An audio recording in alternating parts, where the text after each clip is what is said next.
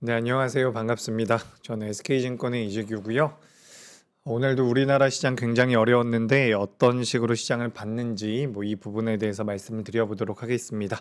반도체에 대해서도 말씀을 드릴 거고요. 코스닥이라든지 제약바이오뿐만 아니라 다른 업종에 대해서도 말씀을 드려볼 테니까 한번 들어보시면 좋을 것 같고요. 일단 지난주에도 그렇고 이번 주에도 그렇고 지난주의 마지막 시간에 제 결정적인 키워드가 임계점이었죠. 그래서 투매에 대한 임계점, 투심에 대한 임계점 이런 표현들을 많이 썼는데 오늘은 정말 좀 힘들었던 것 같아요. 전체적으로 이제 코스피와 코스닥 같은 경우도 많이 밀렸고 삼성전자와 SK하이닉스 같은 경우는 장 초반에 좀 많이까지는 아니어도 SK하이닉스가 3% 넘게 반등이 나왔거든요. 그래서 오늘은 좀 돌아서지 않을까란 기대가 있었는데 장후반부까지 좀 약세를 면치 못했습니다. 그래도 다행인 것은 장중에 제가 계속해서 이걸 봤거든요. 수급이 그래도 좀 많이 개선이 되고 있구나. 외국인들이 코스피에 대한 매수를 해주고 있구나. 이런 부분들을 보면서 오늘 우리나라 시장이 좀 돌려 세우지 않을까란 기대를 했었는데 장후반부 종가 기준으로 봤을 때는 많이 돌려 세우진 못하고 마무리가 됐습니다. 어쨌든 내일 모레 계속 중요할 것 같고요. 이번 주에 좀 빠르게 반등을 해주지 못하면 시간이 좀 많이 걸릴 것 같아요.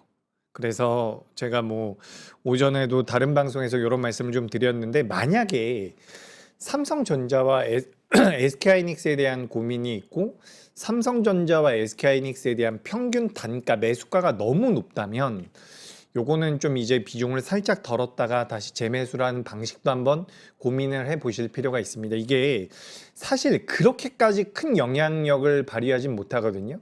하지만 기본적으로 이제 매수 평단가가 너무 높으면 이제 매매하실 때 굉장히 심적인 부담이 큽니다. 그래서 제가 이 부분들 같은 경우는 방송을 진행하면서 조금 더 말씀을 드려보고요. 제가 HTS를 지금 막 켜가지고 설정을 못했는데 차트 한번 보면서 말씀을 드려볼게요. 이동평균선이 전부 다 지워져 있어가지고 제가 오늘은 여러분들께 거래 대금이나 거래량에 대해서 좀 말씀을 드리고 싶거든요. 지금 이게 우리나라 코스피에 대한 거래량입니다. 거래량이 나와 있는 상태고 제가 요거 이평선만 잠깐 지워볼게요. 목이 잠기네요. 오늘 시장이 너무 안 좋아서 그런지 많이 힘드셨죠, 그죠? 오늘 너무 힘드셨을 것 같아요. 오늘 코스닥도 많이 밀렸고요. 전반적으로 너무 힘들었고 3천당 제약이 뜬금없이 상한가에 들어갔고 테스라든지 원희가 EPS 같은 기업들 PSK홀딩스도 많이 밀렸고 너무 힘들었는데 제가 일단 지난주부터는 우리가 좀 현금으로 매매를 하고 계시면 버텨보자 라는 말씀을 드리고 있죠. 저도 참 이게 너무 쪽팔리고 가끔씩 너무 죄송하거든요. 버텨보자라는 말밖에 못하는 게 너무 죄송한데 일단은 제가 항상 말씀드리는 부분들은 시장이 너무 과도하게 밀리면 시간이 좀 걸리더라도 적정 밴드 안으로는 복귀를 한다. 회귀를 한다라는 이야기를 많이 드리고 있죠. 그래서 그런 관점에서 본다면 우리 시장이 많이 밀렸긴 해요. 근데 우리가 이제 시장이 올라올 때도 ETF라든지 2배짜리 상품들의 자금이 많이 들어오면서 굉장히 탄력적으로 올라오지 않았습니까? 그래서 이제 반대급부를 생각을 해보면 생각보다 또 더 빠질 수도 있겠다라는 생각이 들거든요. 그러니까 그래서 여기서 더 밀린다, 엄청나게 밀릴 것이다라고 말씀드리는 게 아니라 리스크 관리가 필요하다라는 거고 제가 여러분들께 말씀드린 리스크 관리라는 것은 신용을 사용하면 안 된다라는 거예요. 신용보다 더 위험한 것은 미수 거래거든요. 그래서 미수도 웬만하면 좀 조심하시고 내가 가지고 있는 현금으로 매매를 하고 계시다면 반드시 기회는 옵니다. 제가 그래도 시장에 참여한 지가 지금 정확하게 따져보자면 23년, 24년 정도 되는 것 같거든요. 근데 그 기간 동안 제가 시장에 참여를 하면서 느꼈던 것은 경험했던 것은 결국에 밸류 안으로는 돌아온다라는 부분이에요. 근데 그게 언제 돌아오느냐가 관건이고 지금 삼성전자와 SK하이닉스 같은 경우는 고객분들이 아니라 이 종목군들을 보유하고 있는 투자자들의 경우에 지금 평균 매수 단가가 생각보다 굉장히 높더라고요. 이거는 우리가 정확하게 계산하기는 어렵겠지만 지금 SK하이닉스 같은 경우는 190만 원에서 200만 원까지도 나오고 있는 것 같거든요. 그러니까 최근에 매수하신 분들은 매수가가 당연히 더 높지만 올해 초 뭐 작년 말부터 매수하셨던 분들 전반적으로 보면 190만 원, 200만 원 가까이 나오는 것 같더라고요. 그래서 어떻게 보면 지금 손실 구간으로 들어가는 분들도 굉장히 많기 때문에 투매가 투매를 불러일으킬 수 있는 그런 시장이다. 이런 말씀도 좀 드리면서 그러니까 현금으로 하셔야 돼요. 신용 매매를 하면 굉장히 부담스러운 하락이 더 이어질 수도 있거든요. 일단 저는 절대적인 가격을 놓고 보자면 여기선 올라와야 되는 게 맞다라고 보는데 우리가 최저점을 잡기는 굉장히 어렵잖아요. 그러니까 매수한 이후에 혹은 보유하고 있는 상태에서 5% 정도 더 밀린다라고 하더라도 시간이 좀 지난 후에는 이 위로 올라올 가능성이 높다라는 부분에 포인트를 두고서 시장을 좀 보는 게 맞지 않나라는 생각이 듭니다. 그래서 그런 말씀 좀 드리고 싶고 제가 오늘 결정적 한 수 키워드로 빠르게 한번 넘어가 보도록 하겠습니다. 준비된 자료 보면서 말씀을 드려볼게요. 일단 뭐 오늘 7월 20일이고요. 미 증시 같은 경우는 지난주에 좀 안 좋은 모습이 나왔죠. 우리나라 같은 경우는 휴장이 좀 있었고요. 그래서 이런 부분들은 뭐 많이 알고 오늘 하루 종일 들으셨을 것 같아가지고 넘어가고요. 제가 오늘 준비한 것은 요 소진이라는 뜻입니다. 지난주 임계점에 이어서 오늘은 더 진이 빠지는 소리인데 제가 이 소진이라는 것을 뭘 보면서 느꼈냐면 요거 한번 봐볼까요? 제가 오늘 계속해서 이 말씀 드릴 거예요. 이 말씀 드릴 건데 요게 지금 우리나라 코스닥이고요. 요건 코스피예요. 코스피의 월봉을 잠깐 보도록 하겠습니다. 제가 참 방송하면서 월봉을 다 보여드리네요. 월봉을 참 그죠? 제가 월봉까지 보여드릴 줄은 몰랐는데 웬만하면 일봉이나 주봉으로 설명이 대부분 되니까 월봉까지는 잘 가지 않거든요.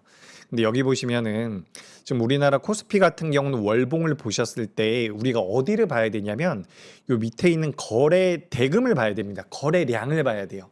주가가 이제 바닥 구간에 있을 때는 거래량을 보는 게 좋고 주가가 또 많이 올라갔을 때는 거래 대금을 보는 게 좀 더 정확할 때도 있는데 그건 뭐 나중에 기회가 되면 기술적인 분석을 한번 해보고요. 그리고 여기 보시면 지금 코스피 같은 경우는 월봉 기준으로 봤을 때 거래가 많이 꺾여 있는 상황인데 거래량이 많이 들어와 있진 않죠. 그러니까 무슨 말씀을 드리고 싶은 거냐면 거래 대금이 굉장히 많이 줄어든 상태에서 계속 밀리고 있다라는 거예요. 우리가 일본 기준으로 보더라도 제가 여기 잠깐만 보여드려 볼게요. 오늘 수급은 그래도 괜찮았어요. 근데 여기 보시면은 거래 대금이 제가 마우스 뱅글뱅글 돌리는 데만 보면은 앞에가 4자로 시작을 하고 있죠. 여기 밑에 보시면 6자도 있습니다. 여기가 이제 6월 말이고요. 요 아랫부분이 6월 말이고 요 이제 위로 올라올수록 오늘에 가까운데 요 밑에는 6자가 보이다가 지금 2자까지 바뀌었거든요. 그러니까 거래 대금이 엄청나게 많이 줄어들었다라는 거예요. 근데 우리가 거래 대금이 굉장히 적은데도 불구하고 주가가 쭉 밀려버리죠. 매수하겠다라는 물량들이 없는 거거든요. 그렇기 때문에 작은 금액으로 주가가 급락이 나오고 있는 상황인데 이거는 코스피도 그렇지만 코스닥은 여러분 더 심합니다. 코스닥도 잠깐만 보여드려 볼게요. 코스닥도 월봉을 한번 볼게요. 코스닥은 요 아래에 있는 게 거래량이거든요. 거래량 보시면은 코스닥은 진짜 너무 민망할 정도로 거래 대금이 굉장히 지금 안 보이는구나. 제가 좀 옮겨 볼게요. 이렇게 한번 옮겨 보도록 하겠습니다. 여기 잘 치워 주셨네요. 감사합니다. 여기 보시면은 여기 빨간색으로 제가 노란색으로 동그라미 쳐놓은 요 부분이 있죠. 요 부분이 지금 코스닥에 대한 월봉이에요. 이번 달의 거래량이거든요. 그 전달에도 급감을 했고요. 그 전달에도 급감을 했는데 지금 3개월째 쭉쭉쭉 빠지고 있어요. 근데 이런 과정에서 주가는 급락이 나오고 있죠. 근데 저는 여기서 느끼고 있는 게 뭐냐면 생각하고 있는 게 뭐냐면 기본적으로 바닥 구간에서 거래 대금이 급감하는 경우가 굉장히 많습니다. 우리가 월봉 기준으로 보면 과거에도 주가가 많이 밀리다가 반등이 나오기 전에 흐름을 보면 거래 대금이 이렇게 급감한 이후에 다시 한번 거래가 붙으면서 주가 자체도 반등이 나오거든요. 이 자리도 마찬가지죠. 거래 대금이 급감한 다음에 거래 대금이 붙으면서 다시 한번 반등. 근데 지금 같은 경우도 거래 대금 자체가 엄청나게 빠르게 급감한 상태입니다. 그렇기 때문에 당장의 반등이 나온다 여부에 대해서는 모르겠지만 결국에는 거래 대금이 실리지 않은 상태에서 낙폭이 과하게 나온 상태이기 때문에 조금 이제 시간이 걸리더라도 반발 매수는 들어올 가능성이 높다 라는 말씀을 드리고 싶어요. 뭐 코스닥을 띄워놓고서 말씀드렸지만 코스피 같은 경우도 비슷하다라고 보시면 좋습니다. 주가가 밀려 내려올 때는 거래대금이 좀 급감을 하면서 밀렸다가 되반등이 나올 때는 거래대금이 다시 한번 붙어주는 형태, 이런 형태가 매년 반복이 되어 왔기 때문에 월봉 기준으로 봤을 때는 지금 거래대금이 거의 소진이 되어 있는 상태다. 그렇기 때문에 여기가 최저점이란 말씀을 드리긴 어렵지만 오늘 보시면 수급도 조금 개선이 된 부분들이 있기 때문에 우리가 그래도 좀 제가 그러니까 여러분들께 이런 말씀 드리고 싶어요. 좀 기운 내셨으면 좋겠습니다. 뭐 신용이나 미수 사용하지 않으셨다면 조금 버텨보자라는 말씀 드리는데 괜찮아요. 할 수 있습니다. 우리가 주식시장을 뭐 하루 이틀 할 것도 아니고 굉장히 오래 할 것이기 때문에 좀 더 이제 길게 보면 그죠? 뭐 너무 힘든 장세에서 이런 말씀드리니까 너무 죄송한데 조금만 이제 길게 볼 필요가 있다. 그리고 반대 매도도 많이 나왔고 근데 신용 잔고에 대해서는 제가 한 가지 말씀드릴 게 있어요. 제가 예전부터 여러분들께 말씀드릴 때 신용 잔고가 여기 한번 봐볼게요. 오늘 왜 이렇게 밖에서 인사해 주시는 분들이 많은지 인사를 많이 해 주시네요. 자, 요거 한번 보도록 하겠습니다. 요게 이제 우리나라 종합주가지수 고객 예탁금이거든요. 잠깐만 수치 한번 볼게요. 요건 전체로 되어 있는 거고 코스피, 코스닥 요렇게 한번 봐볼게요. 요거 제가 잘못 말씀드렸던 것 같아. 잘못 말씀드렸다라기보다는 우리가 좀 체크를 해봐야 될 것 같아가지고 요거 한번 보여드릴게요. 그게 뭐냐면 우리가 지금 코스피 같은 경우는 요게 지금 여러분 한번 봐보세요. 그냥 편하게 한번 봐보세요. 빨간색이 우리나라 고객 예탁금, 고객 예탁금이고 파란색이 신용 잔고입니다. 신용 잔고 이렇게 한번 봐보세요. 이렇게 한번 봐보시고 그 다음에 제가 이렇게 한번 또 한번 바꿔볼게요. 이게 한 차트에 나오면 좋을 텐데 이것도 빨간색이 고객 예탁금이고 파란색이 신용 잔고예요. 근데 방금 전에 보셨던 거랑 너무 다르죠. 자, 다시 한번 보세요. 여기 같은 경우는 파란색이 이렇게 급감해 있잖아요. 신용 잔고가 급감을 했어요. 신용 잔고가 급감을 했고 방금 전에 다른 걸로 제가 이렇게 좀 바꿔보면 요거는 이제 신용 잔고가 내려오긴 했는데 아주 많이 내려오진 않았죠. 방금 전에 보셨던 거랑은 좀 다르죠. 그죠? 그러니까 지금 보여드리고 있는 게 코스피에 대한 신용 잔고입니다. 코스피. 그리고 방금 전에 보여드렸던 게 그 전에 보여드렸던 게 제가 요거 이렇게 하면 두 개 다 보여드릴 수 있을 것 같네요. 자, 요것도 이제 코스닥. 요게 이제 코스닥에 대한 신용 잔고를 제가 넣어볼 거거든요. 한번 보도록 하겠습니다. 자, 이렇게 보니까 되게 헷갈리네요. 좌측에 있는 게 코스닥. 좌측에, 그죠? 좌측에 있는 게 코스닥, 우측에 있는 게 코스피입니다. 요렇게 이제 신용잔고가 급감한 게 코스닥, 그리고 요게 코스피예요. 그럼 어떻게 보면 우리가 눈대중으로 봤을 때 이렇게 되면 진짜 제가 며칠 동안 드릴 때 이런 말씀을 많이 드렸거든요. 매물이 많이 안 나올 수 있는 종목들이 오히려 반발 매수가 좀 들어오지 않겠습니까?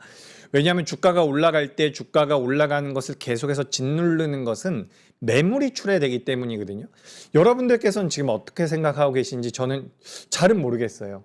뭐 삼성전자라든지 SK하이닉스라든지 현대차를 보유하고 계시다라고 한다면 주가가 올라올 때 매도하고 싶은 생각이 있는지 없는지를 한번 고민을 해보시면 좋습니다. 근데 이제 주가가 올라올 때 내가 좀 매도하고 싶다라는 생각이 들면 그게 매물로 나올 가능성이 높거든요.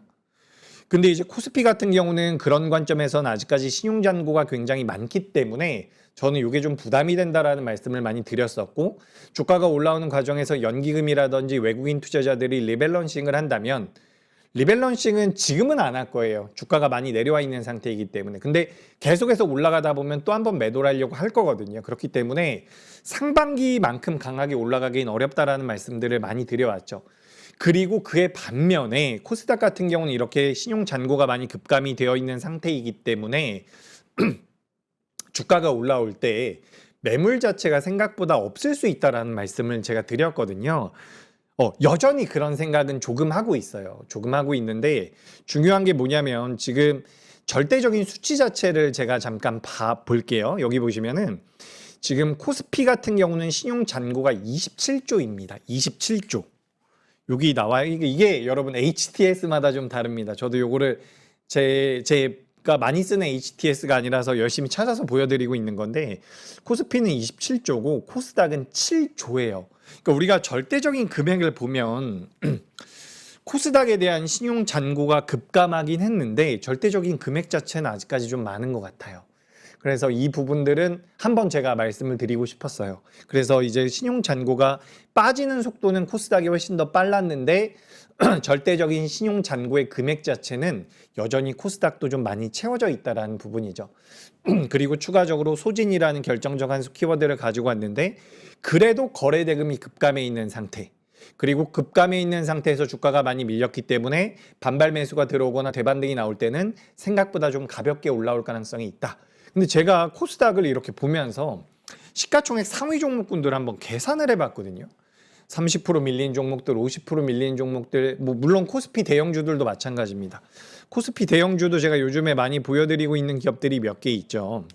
예를 들어가지고 삼성 SDI라는 기업입니다. 이 기업이 단기적인 고점이 82만 원이었거든요. 이게 지금 40만 원이에요. 반토막이 났습니다. 삼성 SDS도 한번 볼게요. 삼성 SDS 같은 경우도 여기 뭐 37만 원이라고 잡더라도 지금 18만 원이거든요. 딱 반토막이 났어요. 그러니까 코스피, 코스닥 다 이렇게 많이 밀렸는데 아직까지 신용이 털리지 않았다. 신용 반대 매도가 나오지 않았다라는 것은 저는 어떻게 생각을 하면 반대 매도로 나오지 않을 물량일 가능성이 높아 보이거든요. 그게 무슨 얘기냐면 매수 가격대가 굉장히 낮거나 주가의 변동성이 나온다라고 하더라도 추가 입금이 들어갈 수 있는, 그러니까 약간 일회성이라든지 너무 공격적인 자금이 아니지 않을까라는 생각을 합니다. 그러니까 지금 코스닥 종목군들이 단기적으로 50%씩 빠진 종목들이 진짜 많거든요. 그럼에도 불구하고 반대 매도가 안 나왔다라는 것은 이 윗단에서 반대 매도가 나왔고 지금 더 밀려 있는데도 반대 매도가 안 나온다라는 것은 어떻게 보면 이 물량들은 좀 더 가져갈 가능성이 높아요. 제가 방송에서 이런 말씀드리기가 굉장히 부담이 되는데 이런 말씀은 그냥 듣고 넘기셔도 됩니다. 근데 우리가 이제 시장에 참여를 할 때 큰 손들이라고 불리우는 주체들 같은 경우도 신용을 사용하는 경우가 있거든요. 그러니까 지금 코스닥에서 신용 잔고가 급감을 했는데 절대적인 수치 자체는 여전히 유지가 되고 있다. 그러니까 위에서부터 밑으로 내려오면서 반대 매도의 물량이 나갔었던 자들 같은 경우는 큰 손이 아닐 가능성이 높고 지금 물량을 가지고 있는 자들 같은 경우는 큰 손일 가능성도 있다라는 생각이 저는 좀 들어요. 물론 그렇다라고 하더라도 절대적인 금액 자체가 여전히 크기 때문에 이 부분들은 인지를 하고 계셔야 됩니다. 하지만 코스피와 코스닥을 전체적으로 봤을 때는 일단 뭐 거래 대금이 양시장 다 많이 줄어들어 있는 상태이기 때문에 여기서 하방 경직을 보여줄 가능성을 우리가 좀 타진해 보자. 그죠? 너무 죄송합니다. 제가 요즘에 이게 너무 죄송해요. 뭐 계속해서 버텨보자라는 말밖에 못하니까. 그래서 뭐 시장 꺾이기 전에 싹 다 매도해가지고 이제 좀 매수 좀 하시죠 이렇게 말씀드리면 참 좋았을 텐데 제가 기껏 해봐야 뭐 현금 비중 20% 정도 남겨보시죠 이렇게 좀 말씀을 드려가지고 뭐 20% 25% 이렇게 좀 보유하고 계신 분들 뭐 10% 15% 이렇게 보유하고 계신 분들이 많을 것이고 실제로 이제 주식 매매하시는 분들 같은 경우는 현금 비중이 아예 없을 가능성이 높습니다. 그래서 그런 분들께 이제 신용잔고를 신용을 사용하지 않으셨으면 좋겠다라는 말씀, 신용을 쓰지 않고 있다면 지금 매도 물량, 매도량, 거래량을 기반으로 했을 때는 매도가 나올 물량들은 전반적으로 좀 소진이 된 게 아닌가라는 생각이 들어요. 그래서 좀 대반등이 나와줬으면 좋겠는데 최대한 좀 빠르게 나와주는 게 좋아요. 이번 주 내로 좀 올라오는 게 좋은데 이번 주에 또 이제 빅테크들의 그런 실적 이벤트들이 있죠. 저는 이제 가이던스에 대해서 뭐 캐펙스 투자가 줄어드느냐 마느냐 이 부분도 중요하지만 이들이 캐펙스 투자를 해서 지금 돈을 벌어 들이고 있느냐 이 부분이 굉장히 중요할 것 같거든요.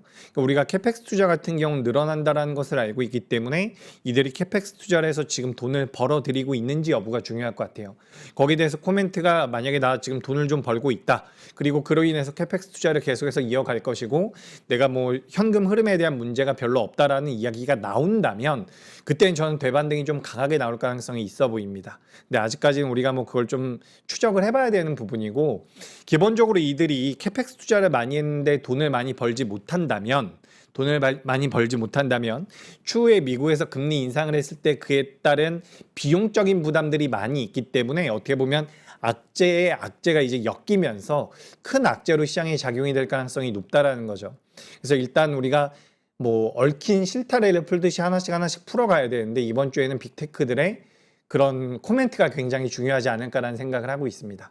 근데 뭐 절대적인 밸류 자체는 여러분들께서도 굉장히 저렴하다는 것을 알고 계실 거기 때문에 뭐 추가적으로 말씀드릴 부분은 없고, 기본적으로 오늘 강세 업종들이 거의 없었기 때문에 제가 오늘은 시장에 대해서 많은 내용들을 준비를 해왔거든요. 그래서 시장에 대해서 추가적으로 말씀드려 보도록 하겠습니다. 아셨죠? 자, 여기 자료 보도록 하죠. 매크로 수치 한번 또 보겠습니다. 참 이게 웃겨요. 뭐가 웃기냐면 우리 예전에 환율 올라갈 때, 달러 원 환율 올라갈 때 1,500원 넘어가고 1,600원 올라갈 때 뭐라 그랬습니까? 이것 때문에 시장이 부담을 느낀다라고 했었는데 지금 1,480원대거든요. 근데도 시장이 박살이 나고 있지 않습니까? 참 아이러니하죠. 그러니까 제가 여러분들께 매크로에 대해서 당연히 우리가 공부를 해야 되고 인지는 하고 있어야 되는데 여기에 의미를 많이 두진 않고 있어요. 지금 뭐 달러 배럴당 83달러까지 이제 유가 같은 경우도 많이 올라와 있고, 이게 더 올라가게 되면 물가에 부담을 준다라는 부분들은 우리가 인지를 하고 있다. 이렇게 좀 생각을 해보면 될 것 같고요. 10년물 국채금리 같은 경우도 4.5입니다. 과거에는 이게 뭐 4.5, 4.6 넘어가면 망할 것처럼 이야기했지만 그때는 시장이 오히려 또 올라갔었단 말이에요. 그러니까 우리가 이 매크로적인 부분들은 추세를 보는 게 중요해요. 지금 이제 올라가고 있는 추세라서 부담스러운 것은 맞지만 밑에 자료도 한번 보도록 할까요? 제가 요거 한번 요렇게 한번 보여드릴게요. 오늘 요런 자료들 한번 보면 좋을 것 같습니다. 자, 그동안 우리가 시장 분석할 때 무슨 이야기 많이 했어요? 물가가 올라간다라는 이야기 많이 하지 않았습니까? 유가가 많이 올라가니까 유가에 대한 부담으로 인해서 물가가 올라간다. 우리가 7월 달 거는 봐야 돼요. 근데 여기 보시면 아시겠죠? 삼성증권에서 이게 시각적으로 굉장히 눈에 잘 들어와 가지고 제가 준비를 해봤는데 CPI 같은 경우도 꺾이고 있고요. PPI 같은 경우도 꺾이고 있습니다. 근데 시장은 빠지고 있죠. 만약에 시장이 엄청나게 올라가고 있는데 이렇게 만약에 시장이 올라가고 있는데 이렇게 CPI나 PPI가 꺾이면 우리가 뭐라고 하죠? 선반영이 됐다라고 하잖아요. 근데 지금 시장이 많이 밀리고 있는데 물가 지표가 살짝 둔화가 되고 있거든요. 그럼에도 불구하고 시장이 아직까지 약세를 보이고 있는 것은 무언가 이벤트가 있다라는 거예요. 근데 그 이벤트를 저는 수급적인 부분에서 계속 찾고 있죠. 근데 이제 수급적으로 우리나라의 ETF라든지 수급이 꼬였기 때문에 이렇게 많이 밀립니다라는 말씀을 드리면 다른 나라 반도체 쪽도 많이 밀리고 있다라는 답변을 가끔씩 듣거든요. 그러니까 우리나라 기업도 밀리고 다른 나라 기업들도 메모리 쪽이 전반적으로 밀리고 있죠. 스토리지 쪽이 밀리고 있는데 우리나라가 어떻게 보면은 먼저 움직이고 있다라는 생각이 저는 들거든요. 그러니까 우리나라 시장에 대한 영향을 다른 나라 기업들이 좀 받고 있는 게 아닌가라는 생각이 듭니다. 그리고 여기에 대해서 제가 오늘 수급적인 부분이라든지 매크로적인 부분들을 좀 말씀을 드릴 거예요. 물론 엄청나게 디테일하게는 하지 않겠지만 이것도 한번 보도록 할게요. 디램이라든지 낸드 가격 같은 경우도 지금 계속해서 올라오고 있는 부분이죠. 우리가 이 부분 같은 경우는 알고 있는데 2027년도에서 8년도로 넘어갈 때 그 이익 성장률이라든지 가격 상승률 자체가 둔화될까 봐 그에 따른 부담을 가지고 있는데 우리가 2달 전에만 하더라도 그런 얘기 했었어요. 가격 성장률 자체는 둔화가 될 것이다. 근데 그럼에도 불구하고 우리가 장밋빛 전망을 내놨었는데 한 달, 2달 만에 많이 어그러졌죠. 오늘 같은 경우도 뭐 중국에서 만들어 놓은 문샷이라는 기업에서 만들어 놓은 그 킴이라는 것 때문에 뭐 AI 쪽에 대한 내러티브가 깨질 수 있다라는 분석들이 나오고 있는데 그 문샷 쪽에 대한 그 이벤트, 그 이슈들은 우리나라 메모리 기업들에 대해서는 긍정적인 모멘텀입니다. 그런 부분들은 지금 이제 시장이 너무 안 좋다 보니까 계속해서 좀 부정적으로 해석되고 있다는 말씀을 한번 드려보고 싶어요. 그리고 이것도 한번 보도록 하죠. 주요 뉴스입니다. 7월 20일. 지난 16일 기준으로 봤을 때 우리나라 코스피가 너무 안 좋았죠. 월간 수익률이니까 7월 달 들어서 지금 우리나라 코스피가 가장 안 좋고 그 다음에 코스닥이 안 좋은데 이렇게 많이 밀렸죠. 지금 홍콩 항생 같은 경우는 올라왔죠. 너무 좀 열이 받는데 우리나라가 상반기 때 잘했으니까 반대의 주가 흐름이 좀 나오고 있다라고 보여지고 여기서 이제 우리가 뭘 봐야 되냐면 요걸 제가 잠깐 한번 보여드리고 싶었어요. 이건 이제 지난주부터 이번 주까지 주간 기준으로 봤을 때 주식형 펀드에 대해서 자금이 유입되고 있는지 유출되고 있는지를 체크를 해놓은 차트거든요. 여기 보시면은 주식형 펀드에 대해서 한국 쪽 같은 경우는 지금 굉장히 많은 자금이 들어왔다라는 거죠. 여기 보시면은 7월 15일인데 제가 알기로는 16일에도 굉장히 큰 자금이 들어왔습니다. 그러니까 외국계에서 우리나라 반도체뿐만 아니라 전반적인 반도체를 한번 덜어냈어요. 이머징 국가에서 중국이 주가의 흐름이 그렇게 좋지 못했던 상태이고 한국이랑 대만이 좋았거든요. 그래서 우리나라랑 대만이 많이 올라갔는데 비중이 너무 많이 올라오니까 한번 잘라냈던 거죠. 그 이후에 시장이 많이 밀리고 반도체가 조정을 많이 받으니까 지난주에는 이렇게 주식형 펀드 쪽으로 자금이 들어왔다라는 거예요.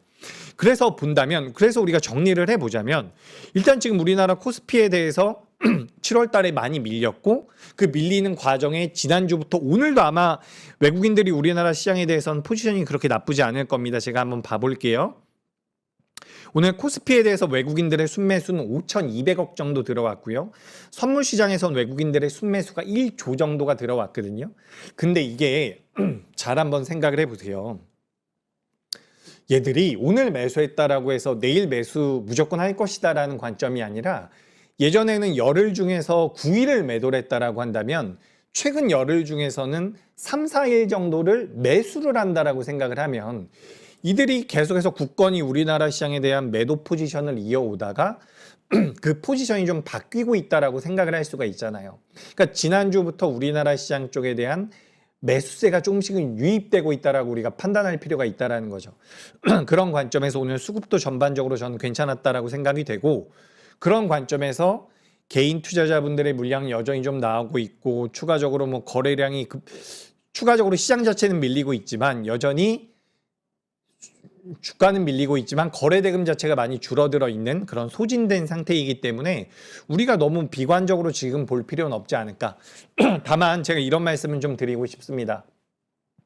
지금 이제 방송을 시청하시는 분들 중에서 사실 뭐 나는 한 달 월급 정도의 손실이 나고 있어 이러신 분들도 계시겠지만 정말 큰 금액에 대해서 손실이 나고 계신 분들도 계실 거거든요. 근데 제가 오랫동안 시장에 있어 보니까 너무 적극적으로 내가 이걸 복구하기 위해서 무언가 액션을 취하는 것보다는 내가 보유하고 있는 종목이 정상적인 기업이고 우량한 기업이라면 전 시간이 좀 걸려도 올라왔던 경우가 많았던 것 같아요. 그래서 너무 무리하게 막 포트를 막 해짓고 이렇진 않으셨으면 좋겠다라는 말씀 드리고 싶고 이번 주에 뭐 빅테크들 실적 내놓는 것들 그리고 추가적으로 우리나라 시장에 대한 외국인들의 수급들 매크로가 안정되는지 여부들을 좀 체크를 하면서 조금만 더 힘내주셨으면 좋겠다라는 말씀 드립니다. 그래서 매크로 한번 받고 그리고 결정적 한 수를 제가 오늘 소진이라고 준비를 해왔는데 관련되어 있는 명언들도 한번 준비를 해왔습니다. 여기 한번 보세요. 패닉의 마지막은 강력한 매도 뒤에 찾아오는 정적이다. 그러니까 제가 요즘에 좀 되게 좀 둔해졌다라고 느끼는 게 뭐냐면 저는 개인적으로 코로나 때가 지금보다 훨씬 더 무서웠다라고 느끼고 있거든요. 근데 이제 우리가 이 시장의 낙폭 정도를 보면 지금도 그때 못지않게 많이 밀려 있어요. 근데 그래서 제가 드는 생각이 내가 너무 시장에 오래 있다 보니까 이게 무섭지 않은 건가? 지금 투자자분들은 코로나 때처럼 무서운데 무섭지 않은 건가? 혹은 또 되게 무서운 생각이 들 때는 어떤 생각이냐면 코로나 때는 여러분 진짜 무서웠거든요. 그런 하락이 아직까지 안 나온 게 아닌가라는 생각도 들어서 제가 여러분들께 신용은 사용하지 않았으면 좋겠다라는 말씀을 드리는 거예요. 그래서 지금 실제로 내가 주식을 보유하고 있는데 여기서 매도한다라는 것은 어떻게 보면 매도 타점 자체가 늦었죠. 그래서 매도 실익 자체가 높지가 않은데 내가 무리해서 매매하고 있다면 여기서는 비중 조절이 필요하다. 요 말씀을 꼭 드리고 싶은 거예요. 그러니까 그런 거예요. 코로나 때 전 진짜 무서웠거든요. 근데 낙폭만 보면 지금도 비슷한 것 같은데 제가 좀 체감이 이상하게 형성이 되고 있는 건지 여러분들과 좀 다르게 생각을 하고 있는 건지 만약에 제 생각대로 코로나 때보다 지금 무서운 상태가 아니라면 좀 더 밀릴 수 있다는 것도 고민을 해 보셔야 됩니다. 그러니까 현금도 좀 보유하시는 게 좋고 신용은 사용하지 않는 게 좋다라는 말씀 드려요. 여러분 나중에 조금 올라오잖아요. 그때 고민을 해봐도 돼요. 신용에 대해서는. 지금은 웬만하면 신용 사용은 안 하시는 게 좋겠다라는 말씀을 다시 한번 드려봅니다. 그리고 앙드레 코스톨란이라는 분이 이런 이야기 했죠. 그 달걀 이론 만드신 분이에요. 요 분의 달걀 이론에 따르면 대형주가 움직인 이후에는 또 중소형주들이 움직이기 때문에 아직까지 시장이 완전히 끝났다라고 볼 수는 없어요. 근데 또 오늘 반도체 소부장들이 밀리니까 참 여러 가지 걱정들이 있는데 일단은 이번 주 중에는 우리나라 코스피가 좀 반등을 해줘야 된다. 이렇게 좀 말씀을 드려보도록 하겠습니다. 시장이 바닥일 때는 거래량이 사라진다. 이 부분 한번 보시면 좋을 것 같고요. 여기까지 이렇게 좀 보시면 좋을 것 같고, 오늘 코스피 코스닥 모두 다 사이드카 발동이 됐죠. 뭐 장난하는 것도 아니고 매번 그렇게 발동이 되고 있습니다. 그리고 미국이 9일째 이란을 공습했다라고 하는데 이런 지정학적 리스크는 굉장히 불안감을 자극하는 것 같아요. 시장 자체가 안 좋은데 불안감까지 자극이 되고 있기 때문에 좀 힘든 뉴스이지 않았나 이런 말씀 드리고요. 제가 이제 개인적으로 좀 신경이 많이 쓰였던 기사는 요겁니다. 반도체와 금융 빼고는 실적이 2분기 영업이익 전망 자체를 하향한 기업들이 많다라고 해요. 그래서 이 부분은 사실 우리나라 시장이 밀렸을 때 우리나라 기업들에 대한 그런 실적 가이던스가 잘 나와야지만 이게 낙폭이 과합니다라고 말할 수가 있잖아요. 근데 그런 관점에 대해서 완전히 배치가 되는 내용이기 때문에 전 이 내용이 좀 많이 좀 부담이 되더라고요. 그래서 이 내용들 같은 경우는 제가 다음 시간이나 해서 반도체에서 뭐 탑2를 제외하고 다른 기업들이 어느 정도의 실적이 예상되는지에 대해서는 한번 준비를 해서 가지고 와 볼게요. 물론 2분기에 기업들에 대한 영업이익 자체가 하향 조정이 된다라고 하더라도 현재 주가 수준은 굉장히 낮습니다. 지금 우리나라 코리아 PER, 전체적으로 코스피에 대한 PER 같은 경우도 과거 저렴했던 수준보다도 내려와 있거든요. 물론 이거는 반도체 때문이라고 볼 수가 있겠죠. 근데 나머지 기업들 같은 경우도 그렇게 못한 성적이 아니었는데 요 내용들 2분기 상장사 실적 뚜껑을 열어보니까 좀 부담이 된다라는 이런 내용들은 굉장히 부담이 되고, 제가 보니까 그리고 이런 내용들도 있더라고요, 여러분. 지금 우리나라 코스피가 17거래일 만에 뭐 8,000대 후반에서 6,000대까지 밀렸거든요. 그런 과정에서 이제 레포트가 나오는데 지금 6월 달 같은 경우는 목표가를 상향한 레포트가 290개 정도 된대요. 근데 6월 달 같은 경우는 하향한 레포트가 130건 정도 된다라고 하거든요. 그러니까 상향한 게 290개, 내린 게 130개 정도 되는데 7월 달 들어서는 하향 리포트가 좀 더 많다라고 해요. 그러니까 이게 지금 우리가 저도 그렇고 어떻게 보면 수급적인 이벤트들로 인해서 시장이 많이 밀린 것은 맞고 저는 그렇게 생각을 하고 있고 거기에 대한 분석들을 많이 해드렸지만 지금 실제로 제가 화면에 보여드리는 것처럼 2분기에 기업들의 영업이익이 꺾일 수 있다는 거, 그리고 추가적으로 이제 하방 레포트들이 많이 나오고 있다는 것은 추세적으로 좀 확인이 되고 있어요. 그래서 우리가 이번 주라든지 다음 주라든지 좀 탄력적인 반등이라든지 무언가 되반등을 만들어줄 수 있는 강력한 이벤트가 있어서 돌려 세워주면 그때부터는 또 안전한 구간에 들어갈 가능성이 있습니다. 근데 아직까지는 우리가 좀 긴장을 해야 된다. 다만 긴장을 한다라고 해서 주식을 전부 다 매도하고 가는 것은 아니고 신용이 아니라 내 현금 비중으로 매매를 하고 있다면 그땐 이런 추이들을 보면서 대응을 하자.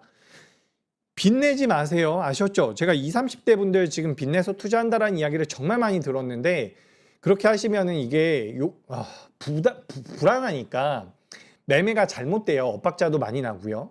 그러니까 빚내서 하지 말자라는 말씀 드리고, 이번 주에 어쨌든 구글의 실적 발표라든지 그리고 SK하이닉스에 대한 이벤트들도 24일, 29일 말들이 있는데 2분기 실적에 대한 것들도 우리가 좀 체크를 해봐야 됩니다. 그리고 여러분 증권사 애널리스트들 같은 경우는 목표가를 막 쭉쭉쭉 내리기가 어려운 직업이에요.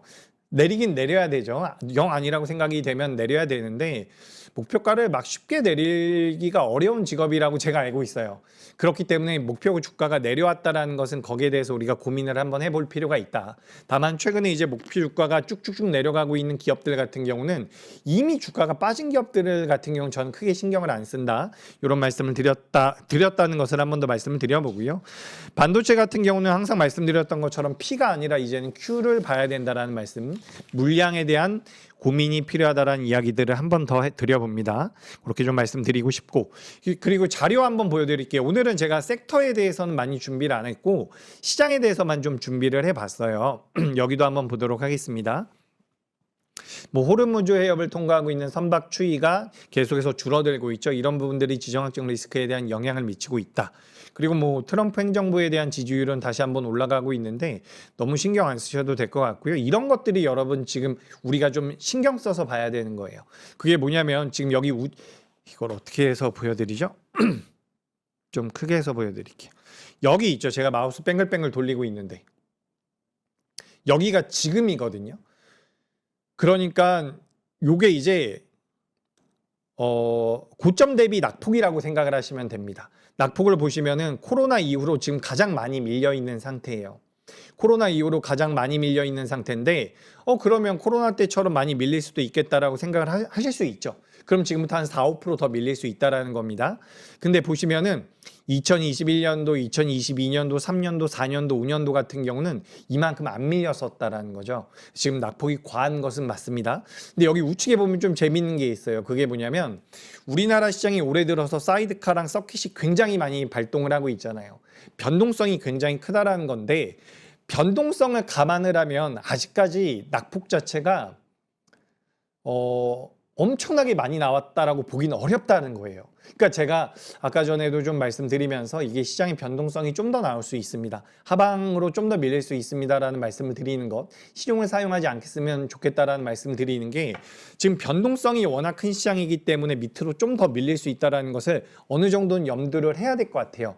그래서 그렇게 밀리게 되면 뭐 남겨놨었던 현금을 사용을 한다든지 이렇게 하시는 게 좋을 것 같고 지금 저는 시간이 지나면 현재 우리나라 종합주가지수 위로는 우리나라 시장이 올라올 거라고 생각을 하거든요. 그죠? 우리가 기본적인 밸류를 기반으로 본다면 지난주부터 우리나라 시장으로 유입되고 있는 그 주식형 펀드 쪽에 대한 순매수 자금을 고려해 본다면 자금이 들어올 가능성이 높고 올라올 가능성이 높은데 우리가 신용을 사용을 하게 되면 털렸다가 올라올 가능성도 있다라는 거예요. 그렇기 때문에 제가 조심하자라는 말씀을 드리는 겁니다. 특히나 초보 투자자분들 같은 경우는 한 번 정도는 고민을 해보시면 좋을 것 같고요. 그래서 우리나라 시장이 많이 밀렸는데 변동성을 감안한다면 그래도 좀 더 밀릴 수 있다. 하지만 만약에 내가 현금만 가지고 매매를 한다면 지난주와 이번 주는 저는 비슷합니다. 일단 보유로 좀 버텨보는 게 맞지 않나라는 의견을 다시 한번 드려봅니다.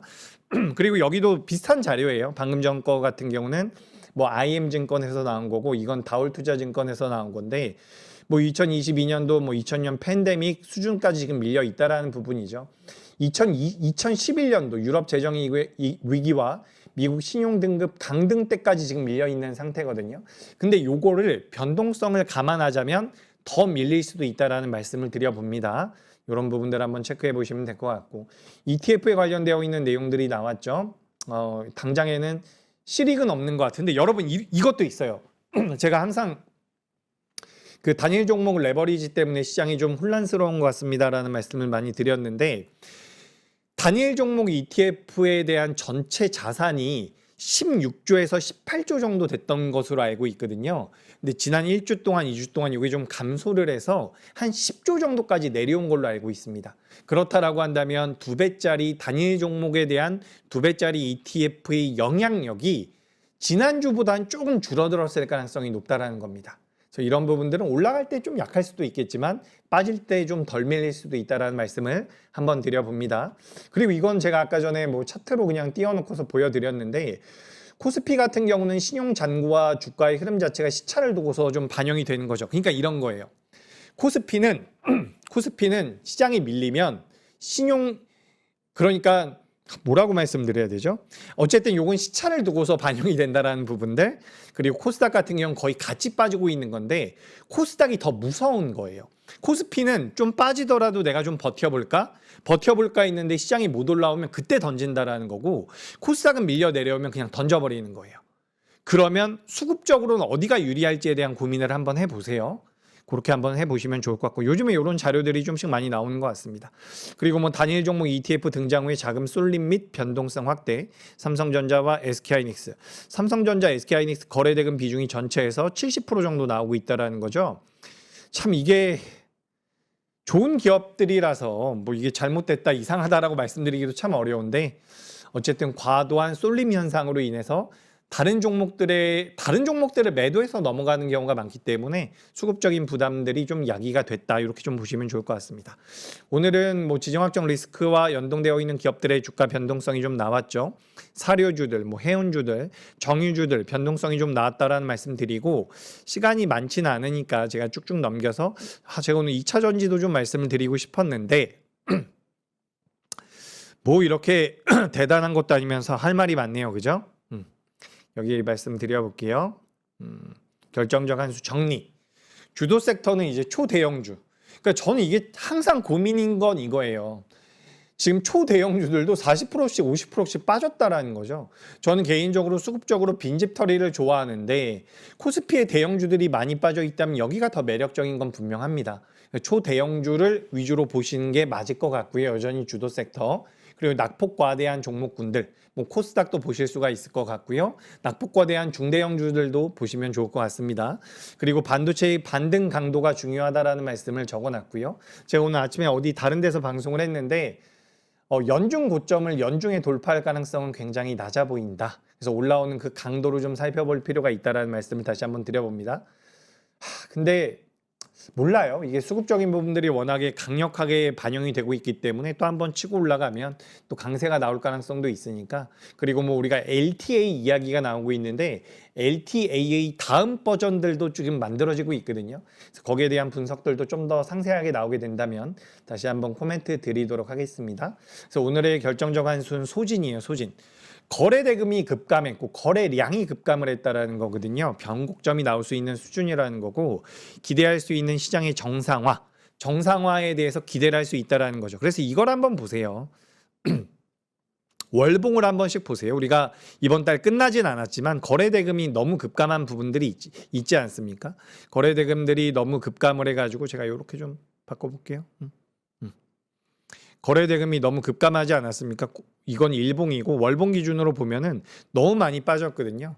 그러니까 매물도 어느 정도 소진된 게 아닌가라는 생각이 들어서 제가 오늘은 결정적 한 수의 키워드로서 소진이라고 준비를 해왔습니다. 요 밑에 있는 내용들은 제가 항상 말씀드렸던 내용이니까 참고를 하시면 될 것 같고요. 참 어렵네요, 그죠? 그래도 할 수 있다라는 생각을 하셨으면 좋겠고요. 시간이 좀 지나 보면 오늘을 같이 좀 그때 너무 힘들었었지 하면서 웃을 수 있으면 좋겠습니다. 아셨죠? 신용 사용 웬만하면 좀 조심히 하셨으면 좋겠고요. 그리고 제가 포트를 보여드릴 시간은 별로 없네요. 그죠? 현금 비중은 어느 정도 유지를 하시고 신용 사용은 자제하시고 이렇게 하시면 될 것 같습니다. 아셨죠? 저는 이제 목요일에 찾아뵙도록 하겠습니다. 감사합니다. 성공 투자하십시오.